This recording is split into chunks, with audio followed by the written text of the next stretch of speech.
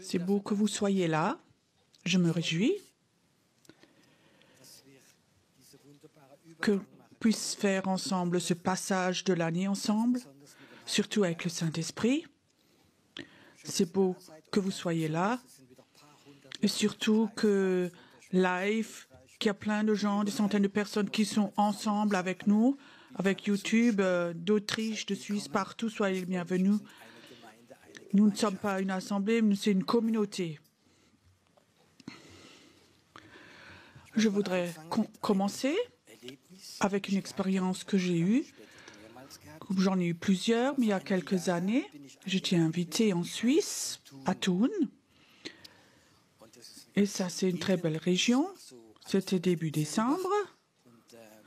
L'organisateur là-bas, et on était là-bas avec un groupe de 6-7 personnes, et la personne responsable là-bas, elle avait une surprise pour nous le samedi matin.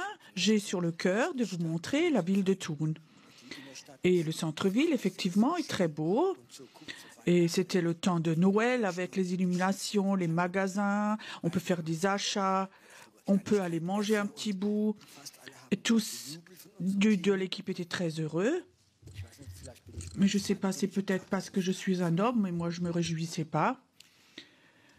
Oui, c'est début décembre, il fait 0 degré, il ne fait pas très chaud, de se promener en ville, de faire des achats, d'aller dans les magasins, c'est pas trop ma tasse de thé. En Suisse, il y a d'autres choses. Alors, je dis, moi, j'ai plutôt envie de partir avec ma voiture dans la nature, dans les montagnes. Et Judith aussi disait, oui, moi aussi, je veux aller avec, alors. Donc moi, j'ai pris ma voiture, je suis sortie de la ville de Thun.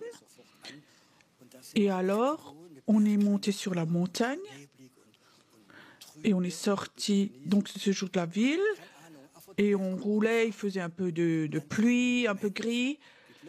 Et d'une seconde à l'autre, comme ça, on est sorti du brouillard. Et tout d'un coup, il y avait du soleil. Je ne sais pas si tu peux imaginer. Il y a 15 degrés de plus, un ciel bleu, le meilleur temps météo, tu peux inspirer. Donc on a posé la voiture, on s'est promené pendant 2 heures et en bas, tu voyais comme ça un nuage de brouillard et en bas, il faisait froid et humide. Je ne sais pas si tu peux imaginer. Je ne suis pas une personne de la ville, mais quand tu es là en haut, il faisait de nouveau chaud.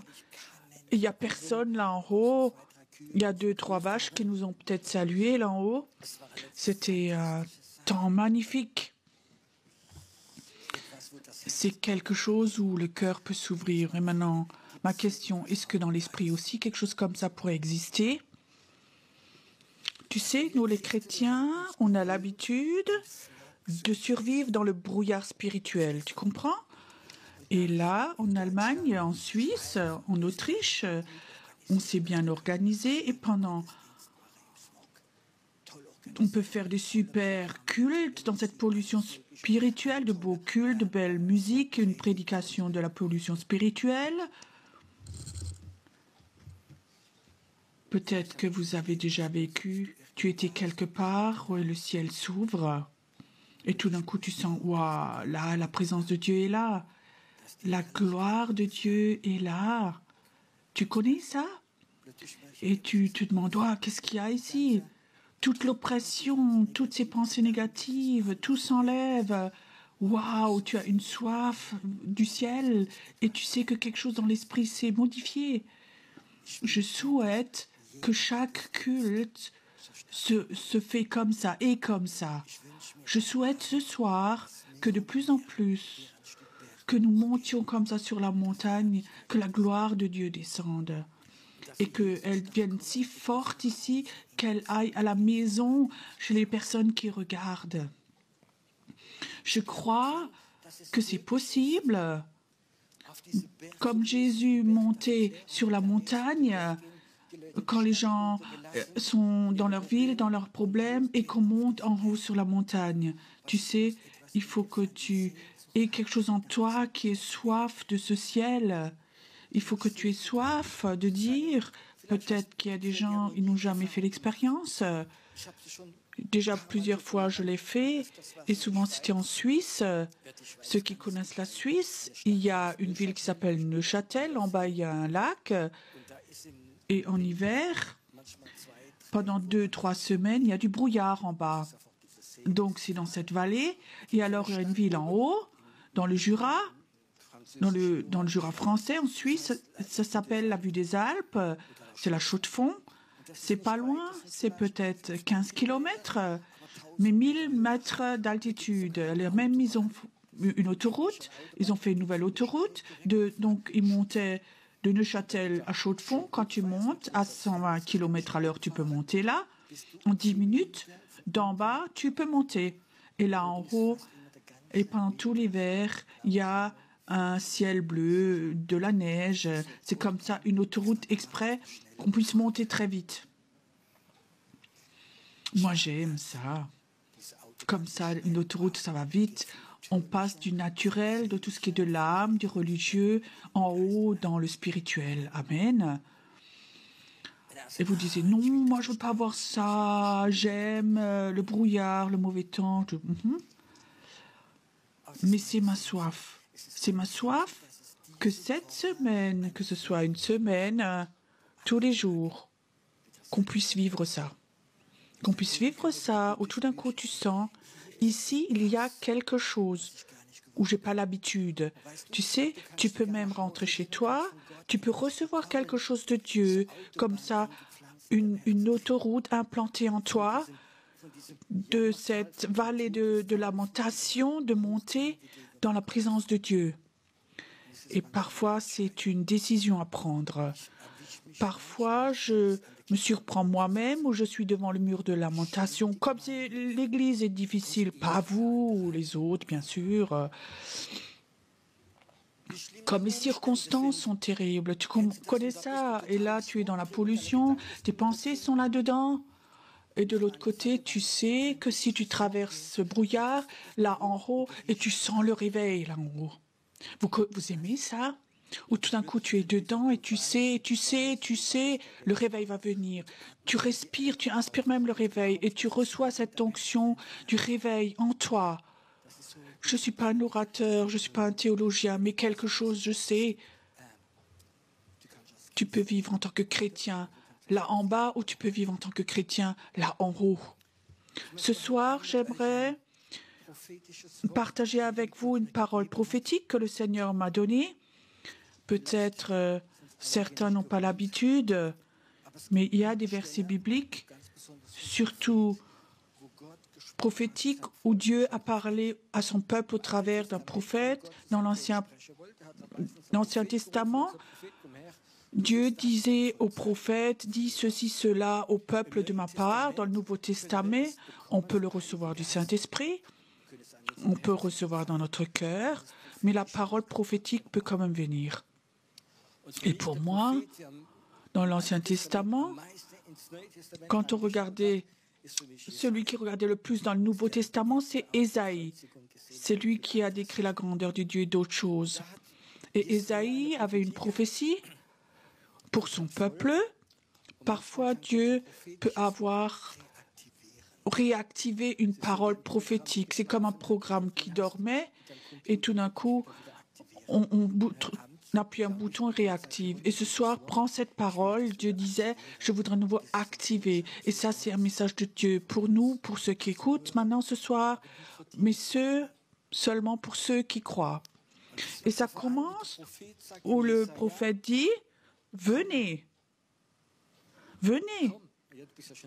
Mais vous êtes là. Venez veut dire aussi dans ton cœur. Ça ne suffit pas que ton corps soit là assis sur une chaise, mais venir veut dire que ton esprit, mon esprit, se réveille et dise « Maintenant, je veux recevoir de toi ».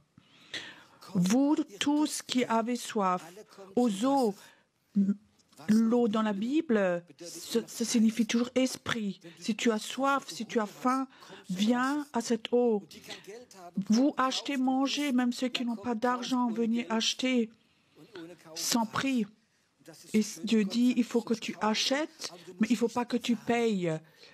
Tu n'as pas besoin de donner quelque chose. Il suffit que tu donnes. Il y a des personnes qui pensent, quand tu vas chez Dieu, il faut ramener quelque chose, comme si Dieu était pauvre. Dieu ne voudrait pas que tu ramènes quelque chose, seulement ta faim. Dieu dit, je vais préparer quelque chose, tu n'as pas besoin de payer quelque chose, viens, arrête de vouloir faire quelque chose, ou viens à la fin de l'année, oh, je suis désolé, l'année prochaine je fais mieux. Dieu ne veut pas entendre ça. Dieu voudrait que tu viennes, que tu aies soif, que tu dis, Dieu, je veux avoir de toi. Est-ce que tu as faim de Dieu? Tu comprends? Tout le reste, je ne veux pas avoir un culte de bénédiction où les gens viennent que pour être bénis. Je veux faire des cultes où les gens viennent qui ont faim et soif de Dieu.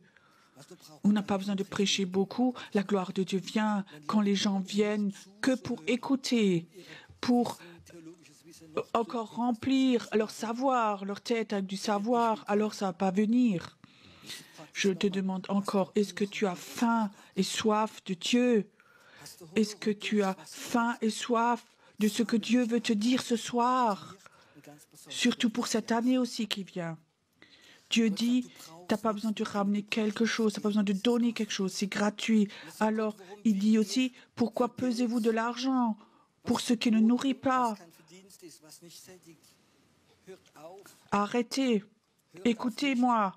Donc, et vous mangerez ce qui est bon, et votre âme se délectera de mes succulents. Prêtez l'oreille, venez à moi, écoutez-moi, et votre âme vivra. Dieu dit, viens, viens à moi, je veux te donner quelque chose, et si tu entends ce que Dieu veut, ton âme va vivre. Je sais qu'on est né de nouveau. En partie, on est tous nés de l'esprit, on est sauvés. Tout de même, on a l'impression qu'on est mort. C'est juste. Tu sais, tu es sauvé, tu as donné ta vie à Jésus, mais il y a comme ça des phases où on se sent mort, où je suis le seul. Et tu sais ce qui s'enlève quand je me sens tellement mort? Il y a peut-être des temps où 2, 3 jours, je ne sens plus rien, je me sens tellement mort. Dieu, il suffit qu'il dise une parole. Pierrot. Et je peux te dire, oui Seigneur, je suis là. Et toute forme de mort s'en va. Quand Dieu te parle, la mort s'en va. Quand Dieu te parle et tu entends, la mort s'en va. Je crois que nous, souvent, cette année, ça va pour beaucoup une année très difficile. Cette fatigue, cette mort où la résiliation vient. Mais si Dieu veut te parler, si Dieu te dit une parole, je te promets, tu vas de nouveau avoir envie de vivre. La vie de Dieu va revenir en toi. Vous avez soif de cela, toi aussi à la maison. Et tu as soif de nouveau d'avoir cette sensation. Ouah, je vis! Ouah, je vis, je vis! Vous connaissez de nouveau ça? Ouah, je vis! Je supporte presque plus! Et tu sais, si tu as cette vie en toi, alors tu viens dans le groupe de maison, il y a 10 morts, tu peux les réveiller.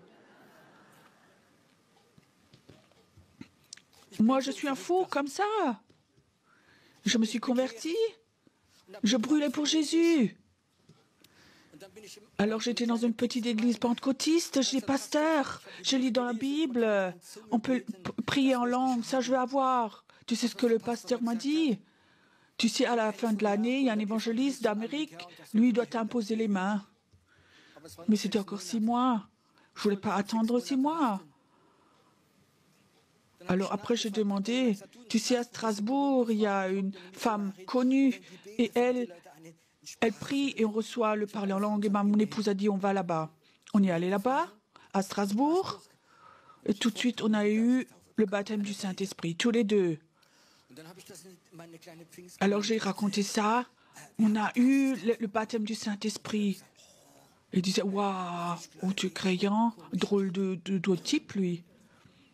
Nouveau converti, il l'a reçu. Alors j'ai senti, malgré que c'était une église pentecôtiste, ils n'ont pas reçu. On était nouveau convertis. Vous savez ce que j'ai fait? J'ai demandé les gens, vous voulez aussi avoir ça? Alors venez lundi soir, je commence un groupe de maison. Ils sont tous venus dans mon groupe de maison. Tu comprends? Je ne sais pas si j'oserais encore faire ça aujourd'hui. Il y a des gens qui étaient croyants depuis 10, 15 ans. Des centaines de personnes ont prié, ils n'ont rien reçu. Mais c'était la vie de Dieu en moi était si forte. Et je posais les mains et ils commençaient à parler en langue. Quand la vie de Dieu te touche, la vie de Dieu vient en toi. Et en toi, il y a quelque chose. Tu vis de nouveau, je peux te dire. Tu peux réveiller les morts, je te promets. Il suffit juste que tu le transmettes. Et je te souhaite aussi cette année, sur tous ces jours que ça se passe, que certains d'entre vous vont recevoir cette puissance du réveil. Et tu dis, Dieu, moi j'aimerais ceux qui sont résignés, ceux qui ont un problème de fiance, avec la sorcellerie et tout, Seigneur, moi je veux amener la vie.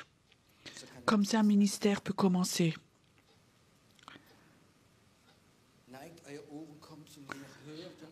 Entendez, votre âme va vivre. Je vais avoir une alliance éternelle avec vous. Et je traiterai une alliance éternelle pour rendre durable mes faveurs envers David. Dieu souvent voudrait faire renouveler une alliance avec nous. Quand tu es marié, ça ne suffit pas de dire une fois tu es « je t'aime », ça il suffit pour 30 ans, là tu vas avoir un problème. Ma femme dirait « est-ce que tu m'aimes encore ?» Ça veut dire « dis-le encore ». Et je crois que Dieu veut parfois renouveler son alliance et dire « il y a une alliance, j'aimerais la renouveler ». Ça veut dire tu n'as pas besoin de faire quoi que ce soit, il y a grâce pour toi, j'ai tout pour toi, tout ce que tu as besoin pour ta vie, pour ton ministère, pour le plan de Dieu. J'ai tout pour toi, il suffit que tu viennes. Tu n'as pas besoin de faire quoi que ce soit, viens, prends. Je te pardonne, je te prends comme tu es. Si toi tu crois que mon fils est mort pour toi, et Dieu voudrait souvent renouveler son alliance. Mais parfois, on propasse de cette grâce dans le légalisme sans le remarquer dans la loi.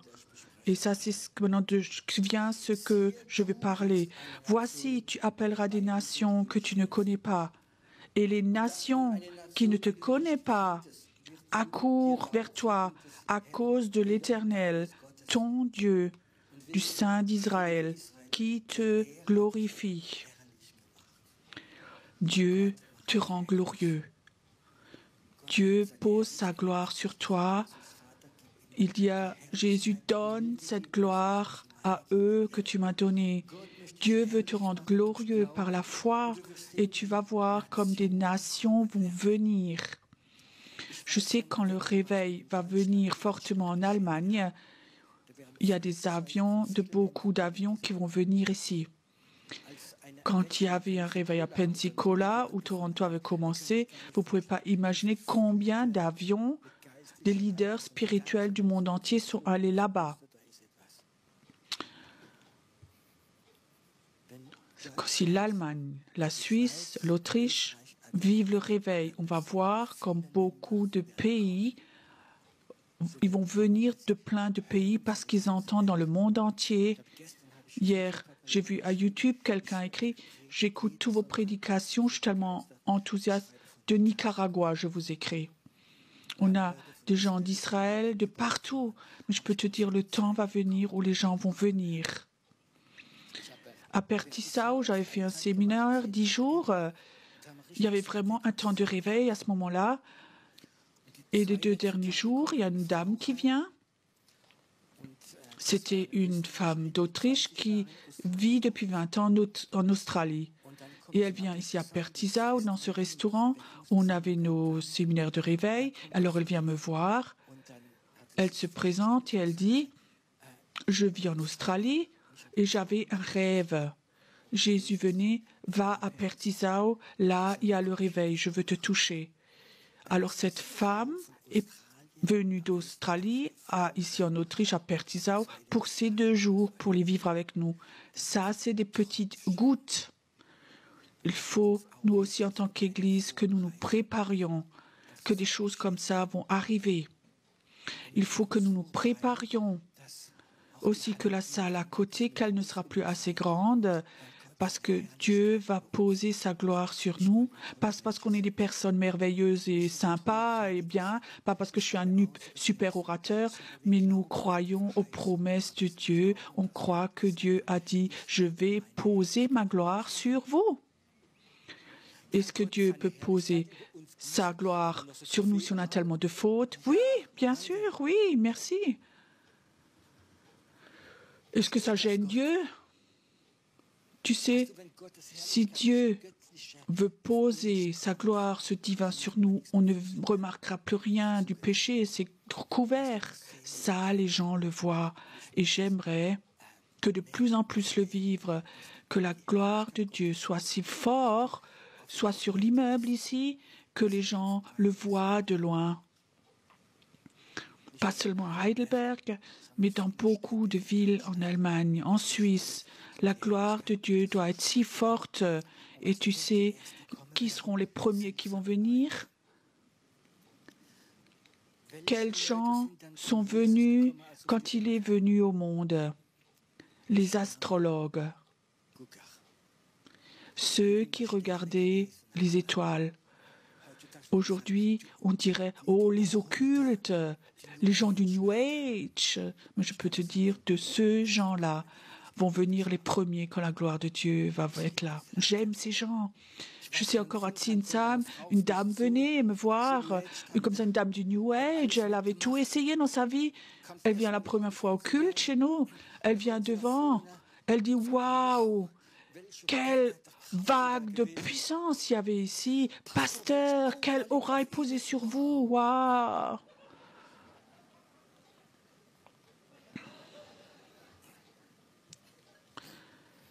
Alors elle me regarde, elle dit « Pasteur, de quel signe astrologique êtes-vous » Et je dis « Agneau ».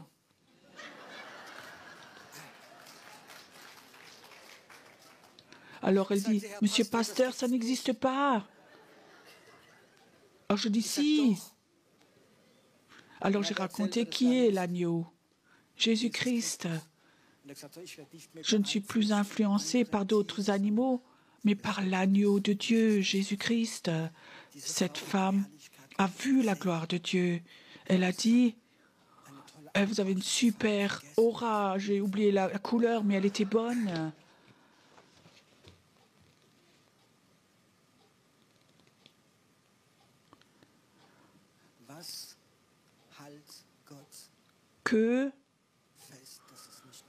Qu'est-ce qui retient Dieu pour qu'il ne puisse pas lâcher tout ça? Imagine cette année 2023 arrive. Dieu a une soif de poser sa gloire sur son épouse, qu'elle soit belle, sans ride, sans tache, pour que tout le monde la voie. Qu'est-ce qui empêche que Dieu ne puisse pas faire cela? Qu'une seule chose, le manque de foi. C'est juste ça, rien d'autre. Ce soir, tu peux rentrer chez toi, tu peux le croire. Seigneur, cette année qui vient, c'est une bonne année. Et tu vas poser ta gloire sur moi. Je vais être porteur de ta gloire. Et d'autres personnes vont être attirées, vont venir vers moi parce que moi, je porte la gloire de Dieu. Tu peux remercier Dieu pour cela parce qu'il va le donner. Et tu sais, tu vas vivre la gloire de Dieu. Arrête d'écouter des orateurs. Il faut que tu changes ça et ça. Il faut que tu fasses ça et ça. Satan me le dit aussi. Il te dit des choses que tu ne vas jamais réussir. Dieu a dit, j'aimerais poser ma gloire sur toi pour qu'on attire des nations. J'ai une soif. J'étais 2 semaines maintenant en vacances avec femme et enfants en Égypte. C'est toujours beau de faire des vacances et tout de même d'être quand même tout près de Dieu. Et j'avais 2 expériences là-bas qui étaient très fortes pour les nations. Une fois, 2 fois, ça y est arrivé, où je rentrais dans la chambre le soir, je pense à rien du tout, je m'assieds sur mon lit, tout d'un coup comme ça, il y a une onction de prière vient sur moi très puissamment et je sentais vraiment cet esprit de prière et je commençais un peu à prier et j'ai dit Seigneur pourquoi je dois prier, prie pour la Suisse, prie pour la Suisse et je commençais à prier et je voyais comme Dieu disait, les portes sont ouvertes, les anges rentrent, les anges rentrent. Pendant un quart d'heure, j'ai vu comme des milliers d'anges passaient et rentraient en Suisse. Et Dieu disait, et ça va être une année très spéciale pour la Suisse, où ce Dieu du feu va revenir. La sorcellerie le sait aussi. Et Dieu veut envoyer ses anges. Et je sais, c'est une année très spéciale pour la Suisse maintenant. Je crois que plusieurs jours après, j'étais comme ça dans la présence de Dieu. Et je dis, Seigneur, je suis en Égypte. Maintenant, il faut que je prie pour l'Égypte. Il dit non. Prie pour la Tunisie. Et tout d'un coup, j'avais l'impression, ça va aussi, Dieu disait, prie, ça va être un pays où il y a le réveil, où Dieu dit, il va y avoir le réveil. Je crois qu'il faut qu'on prie pour les pays que Dieu nous montre. Nous allons appeler des pays, ils vont venir, pas parce que nous sommes de super intercesseurs, mais parce que Dieu pose sa gloire, veut poser sa gloire sur nous. La gloire rend les gens beaux. La gloire, c'est quelque chose de divin. Ça va venir sur nous. Nous allons attirer les gens. Et parfois, j'ai vécu dans ma vie que la gloire de Dieu était sur moi et des gens que je ne connaissais pas m'accostaient. Ils disaient, vous avez quelque chose, qu'est-ce que c'est? Et alors tu peux tellement facilement prier, témoigner. Ils voient quelque chose.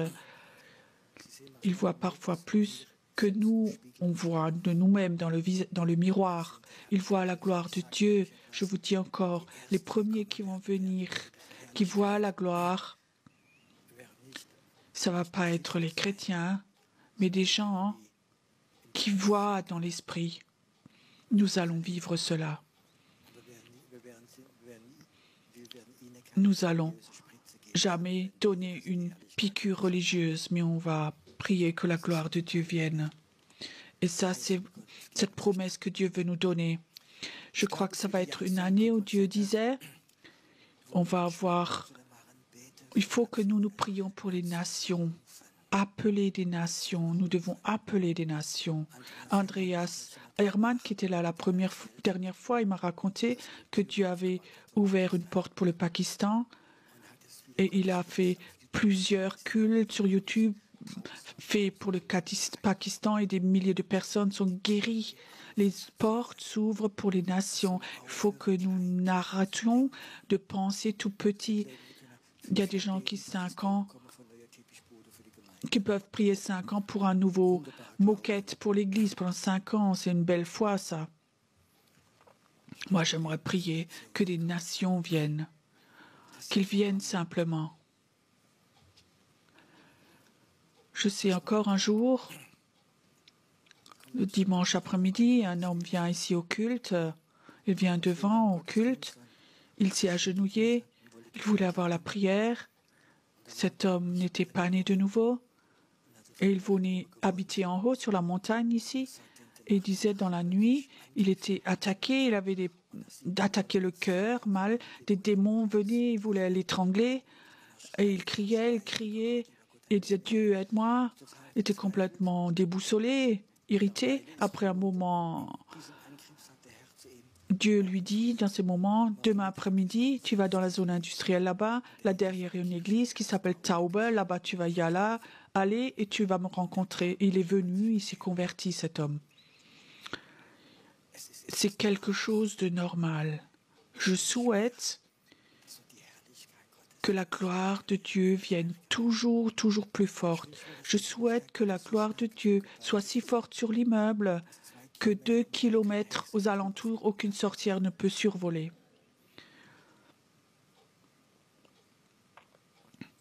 Pierrot, tu exagères. Non, pas du tout. Je vois parfois dans le monde spirituel.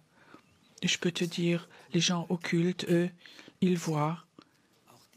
Aussi les sorcières, les satanistes, ils voient si la gloire de Dieu est sur toi ou si tu es devant le mur de lamentation. La gloire de Dieu, quand elle est posée sur toi, c'est comme une lumière qui les éblouit. Et les flèches ne vont pas te toucher. Je sens encore maintenant, fais continue. C'est dans le cœur de Dieu. Jésus a prié, Père, donne-leur cette gloire que tu m'as donnée. Qu'ils soient un, que le monde voie que je suis le Fils de Dieu. La gloire de Dieu va venir. C'est une promesse. Et la seule chose qui peut l'empêcher, c'est que nous ne le croyons pas.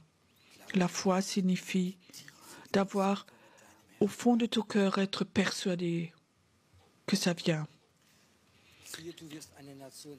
Tu appelleras des nations que tu ne connais pas, et les nations qui ne te connaissent pas accourent vers toi à cause de l'Éternel, ton Dieu, du Saint d'Israël, qui te glorifie. Cherchez l'Éternel pendant qu'il se trouve, invoquez-le pendant qu'il est prêt. Ces versets, vous les connaissez, mais la majorité d'entre vous ne les ont jamais vraiment compris. Appelle l'Éternel ou écoute quand il est prêt. Ça veut dire quoi? Ça signifie que parfois il est prêt et parfois pas tellement prêt. Il faut que tu appelles le Seigneur quand il est prêt. Il y a des temps où il est prêt, proche. Est-ce qu'il est proche de toi ce soir? Tu comprends? Parfois, au lieu de prier, de dire maintenant ce soir, je ne commence pas aussi longtemps que je ne sens pas ta présence, où tu es prêt. Et je sais que parfois je sens la proximité de Dieu et c'est tellement facile de prier et d'écouter. Tu sais, être chrétien, ce légalisme, maintenant il faut que je prie, il faut que je lise la Bible, il faut que je fasse ceci. Dieu dit parfois, me dit, non, il faut que tu fasses rien du tout, va te promener, fais ceci, cela. Et il y a un moment où il dit, maintenant, viens. Ça signifie, il y a des temps où Dieu est prêt, et alors il faut qu'on apprenne d'avoir cette sensibilité, d'écouter quand il est prêt et de recevoir. Parce qu'il y a des temps où Dieu n'est pas forcément prêt. On ne peut pas tout comprendre, mais c'est écrit dans la Bible. Je lis encore ces versets. Cherchez l'Éternel pendant qu'il se trouve. Invoquez-le tandis qu'il est prêt. Car mes pensées ne sont pas vos pensées, mes voix ne sont pas vos voix, dit l'Éternel. Autant les cieux sont élevés au-dessus de la terre, autant mes voix sont élevées au-dessus de vos voix et mes pensées au-dessus de vos pensées. Que dit le Seigneur? Que ces pensées ne sont pas nos pensées. Ça veut dire Dieu a des pensées, Dieu a des plans, nous on a des pensées, nous on a des plans.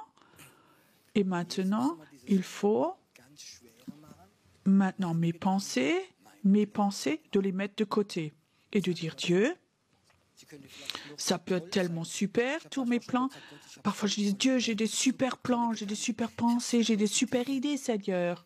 Je pensais, Dieu est impressionné, mais il n'était pas impressionné. Il disait, les miens sont mieux. Alors il a commencé à parler de ses plans. Tu sais ce que j'ai dit? Cela, je ne trouve pas bien du tout. Mais je savais, je vais dire oui à cela. Parfois, les pensées de Dieu, c'est pas toujours sympathique, tu comprends? Quand Dieu te donne une pensée, fais ceci, cela, oh non. Pourquoi moi? Moi, je ne peux pas. Tu comprends? Les pensées de Dieu, les plans de Dieu. Pour Moïse, c'était quoi? Est-ce qu'il était enthousiaste? Alléluia? Non, il ne voulait pas. Il avait ses pensées, ses plans. Et alors Dieu dit, cherche aussi longtemps qu'il est prêt. Et quand tu l'as cherché, il faut que tu sois prêt d'enlever tes pensées et tes plans et de recevoir les plans et les pensées de Dieu. Et si ça se passe, alors tu es dans un autre niveau spirituel. Alors c'est comme tu montes sur la montagne, en haut, ciel bleu, c'est merveilleux. Et avec tes pensées, tu es en bas dans le brouillard. Avec mes pensées, mes idées, je suis en bas dans le brouillard. Et régulièrement, il faut que j'aille. Je te donne mes pensées, mes sentiments, mes plans, je te donne tout. Je veux avoir les tiens, même si les miens, je les trouve bons. Mais je sais, ils sont meilleurs, ceux de Dieu. Cette question maintenant, est-ce que tu es prêt? Tes pensées, tes plans, de les donner à Dieu. Je vois maintenant une vague d'enthousiasme maintenant. Je suis très impressionnée. Tu sais, s'il y a quelque chose que je sais de ma vie, que j'aimais, parfois j'aurais donné ma vie. C'était pour ma volonté. Je suis un rebelle 100% né comme ça. Je fais ce que je veux. Tu comprends? Mes pensées, mon opinion, mes plans. Et maintenant Dieu dit, on enlève tout, moi je te donne les miens. Je suis heureux, il l'a fait avec amour, il ne m'a pas brisé. Il l'a fait avec amour. Je crois que cette semaine, c'était toujours important pour moi, déjà des années. Pierrot me dit, la première semaine de l'année, c'est une semaine importante. Tu sais, si tu vas un chemin et tout de suite, les premiers 10 mètres, tu vas dans la mauvaise direction, tu seras loin du but.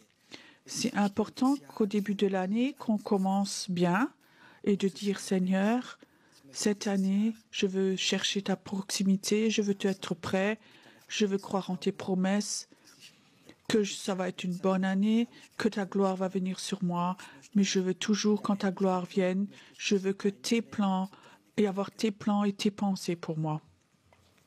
Dieu voudrait poser sa gloire sur toi, que tu puisses rentrer dans ses plans.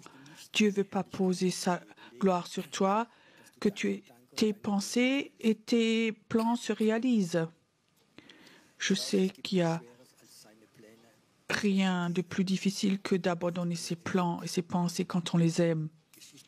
Sans doute vous savez tous, j'étais nouveau converti, j'aimais Jésus et je voulais faire quelque chose pour Jésus. C'était comme ça, tout au fond de mon cœur. Et alors cette pensée était là. C'était comme ça, une bonne chose dans mon âme. Je voulais ouvrir un camping chrétien dans le sud de la France. Alors je me suis occupée de tout ça. J'ai visité un camping en Hollande et plein de choses.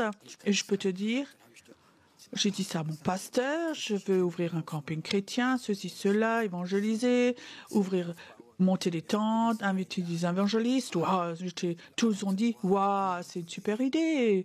Loué soit Dieu, alléluia. Et j'aimais ces pensées. Quand on a des plans, des pensées, et on a un caractère fort, alors tu aimes ces plans comme ça. Moi, je suis quelqu'un qui planifie, j'aime faire des plans. Et surtout pour le Seigneur. Pour la première fois, j'ai un plan pour Dieu, de tout vendre ici et de faire cela. Et j'étais aux hommes d'affaires au chapitre à Heidelberg, il y avait un prophète là. C'est le premier prophète que j'avais vu, un Australien. Et il avait une parole pour moi. J'étais à la porte là avec lui. Et je dis, écoute, demain je vais en France, j'avais déjà rendez-vous chez le notaire, je vais acheter un camping dans le sud de la France, je vais évangéliser. J'attendais, alléluia. Il me regarde et il dit, ça c'est pas de Dieu. Si tu fais ça, tu perds ton argent et ta foi. Ta place est à Heidelberg. Tu crois que moi j'ai alléluia à ce moment-là? Heidelberg, vous avez vu la météo dehors. Sud de la France, Provence, les cigales, tu peux faire des grillades et la nourriture et tout. J'avais déjà le rêve, sud de la France, camping, toute la journée en short. De faire du volleyball avec les clients, c'était terrible. Je rentre chez moi. Ouah. Mes plans, mes pensées, il faut que je les dépose maintenant. Je les aimais. Je les ai priés. Ils ne sont pas partis. Et alors on tombe dans le trou. Mes pensées, mes visions, il faut que tu restes là, ici. Dieu veut t'utiliser ici. Je ne voulais pas rester ici. Je suis comme resté. Parce que je savais ses pensées sont meilleures que mes pensées. Alors on a commencé une église. Tout d'un coup, il y avait une grande croissance. La première année, on a baptisé 80 personnes. Ils venaient de partout. On n'avait pas de salle et on était toujours sous-locataire quelque part. Et on était là sous-locataire chez les baptistes. Et il y avait une tellement grande croissance. Ils nous ont mis à la porte après 2 cultes. Et après, finito. Maintenant, tu as une assemblée, tu n'as pas de salle, tu n'as rien du tout. Je sais encore, à Lyman, il y avait un copé, un COP qui avait fermé et ils nous ont donné donc le local. Il avait déjà le contrat de location. Je dis, waouh, loué soit Dieu que maintenant que j'ai trouvé quelque chose de merveilleux. Alors, ce dimanche, on avait invité un prophète, un Américain, un homme assez âgé. Je lui ai montré donc le local. Donc, on a signé il y a 8 jours, j'avais même la clé. Donc, j'étais très fière de lui montrer comme ça ce supermarché qu'on transforme. Et il me regarde et dit, c'est pas de Dieu. Tu sais, j'ai l'église, j'ai une assemblée, je suis à la rue, ça, c'est pas de Dieu. Et mon épouse, elle n'est pas tellement liée à une vision, caractériellement comme moi. Je suis rentrée chez moi, j'étais frustrée. Mon épouse a dit, t'as entendu ce que le prophète a dit? Vous savez ce que j'ai dit à moi après? Oh, regarde comme il est vieux, peut-être qu'il est sénile. J'étais fâchée. J'avais mon plan, là, maintenant ce supermarché au milieu de la ville, au centre-ville, j'étais fâchée. 2 jours après, je reçois une lettre de la ville de Lyman. Si vous avez interdiction de faire des travaux, tout ce que vous faites, vous allez avoir 1 000 € par jour de facture. Donc le prophète avait quand même raison. Alors on a de nouveau tout arraché, tout ce qu'on avait commencé. Mes plans, mes idées sont partis. Vous savez, maintenant, des années après, je suis tellement heureux qu'on n'est pas là, qu'on a reçu ce bâtiment. C'était au centre-ville, pas de parking, rien du tout. Je suis tellement heureux. Merci Seigneur que tes plans, tes pensées sont meilleurs que les miennes.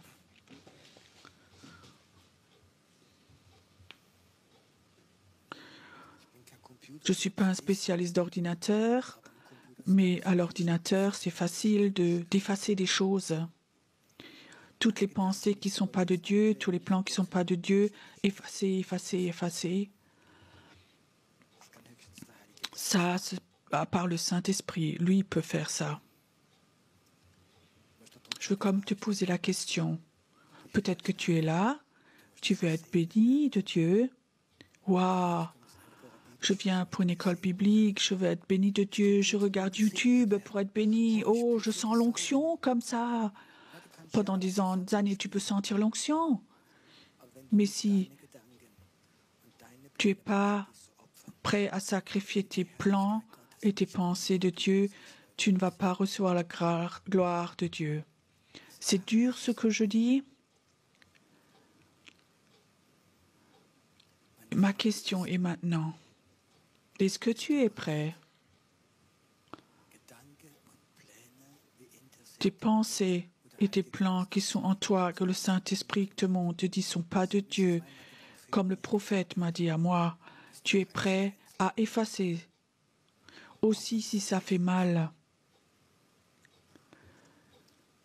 Alors tu vas voir comme la gloire de Dieu va de plus en plus venir et tu vas attirer les personnes. Quand Dieu a dit, fonde une église, Pierrot, je n'étais même pas croyant depuis 2 ans.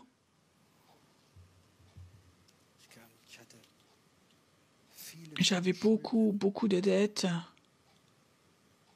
qu'on ne peut jamais rembourser en fait. Donc, j'avais aucune notion de rien. Ça ne peut donc pas être un plan de Dieu. Quand je disais ça aux majorités des pasteurs, ça c'est mon passé, ça c'est ce que j'ai maintenant, ça c'est mon dette. Il y a encore quelques années de prison que je devrais faire, en fait. Je ne peux donc pas faire créer une église. C'était les plans de Dieu. C'est les choses les plus folles qui se sont faites. C'est les plans de Dieu, pas tes pensées. Beaucoup de leaders spirituels, ils ont commencé une église parce que 3-4 sœurs ont dit « Oh, tu peux si bien prêcher. Tu peux mieux prêcher que certains pasteurs. » Alors ils ont commencé une église. Mais ce n'était pas les plans de Dieu.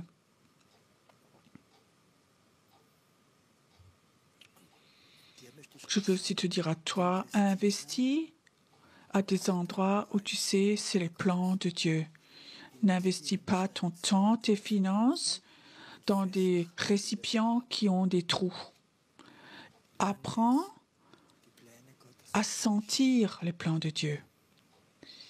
Où il y a des choses qui sont, où tu vois la main de Dieu est dessus. Ce n'est pas des pensées humaines, théologiques, mais la main de Dieu est dessus. Si tu vas là-bas, tu vas être béni là-bas. Tu peux rentrer dans le plan de Dieu comme ça. Tu peux suivre le plan de Dieu comme ça. Tu sais, je crois que c'est très important. Ce n'est pas ton caractère, pas ton être, mais combien es-tu honnête avec le Seigneur? Combien honnêtement tu peux dire, Seigneur, montre-moi que si en moi il y a des plans qui ne sont pas de Dieu, montre-moi des pensées qui ne sont pas de toi. Je veux les enlever, je veux avoir tes pensées, je veux recevoir tes plans. Je te donne un dernier exemple simple. Souvent, il y a des gens qui viennent me voir et par ma vie, par mon travail, à l'époque aussi, j'avais comme ça beaucoup de sensibilité pour les personnes, pour notion de connaissance de qui est quelqu'un. Comme ça, moi, j'avais humainement, c'était juste. Mais je disais, Dieu, comment toi tu vois cette personne? Ouais, Dieu la voit complètement différemment de moi, alors je sais, ça c'est ses pensées, pas mes pensées. Parfois, ça peut être l'inverse et on se laisse impressionner par quelqu'un, on dit waouh. Et tu sais, même ce prophète Samuel avait appris à connaître les grands frères de Samuel. Ça va être le roi, non, non, non. Dieu voit ce qui est dans le cœur. C'est le petit qui prenait David. Le prophète avait aussi des pensées. Il avait aussi des plans. Ce n'était pas de Dieu. Et il avait besoin de la parole de Dieu. Dieu voudrait cette année parler avec toi. Et si Dieu parle, tu vas vivre là-dedans, en toi, tout au fond. Il y a des jours difficiles qui vont venir et tu dis, tu ne peux pas rentrer dans ces plans, mais tu vas vivre. Les plans humains sont parfois super, mais tu ne vas pas avoir une vie de Dieu en toi.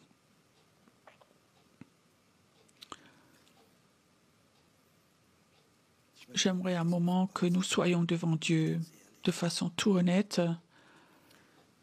Tu rentres dans une nouvelle année.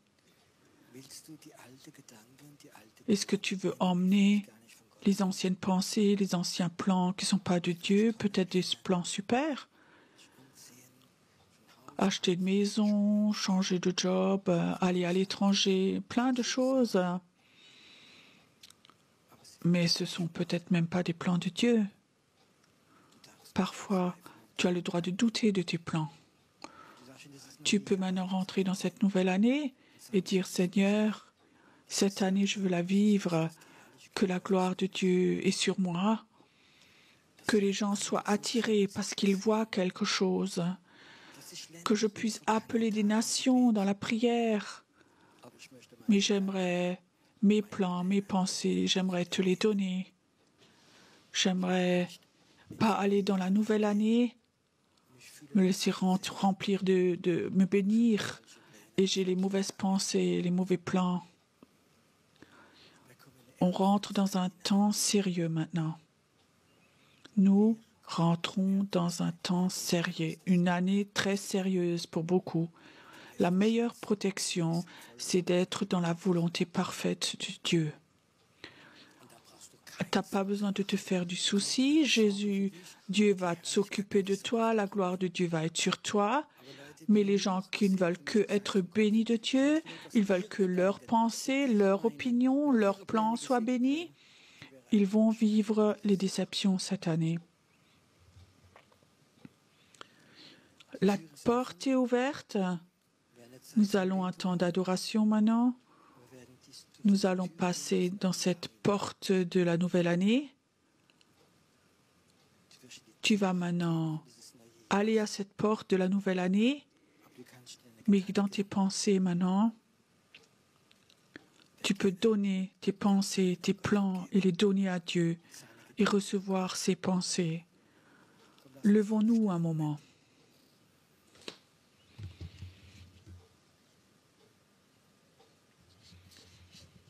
Et Père, merci que toi, ce soir, que tu as parlé à tellement de cœurs. Merci Seigneur, que tu vas parler encore à beaucoup de personnes au travers de ce message.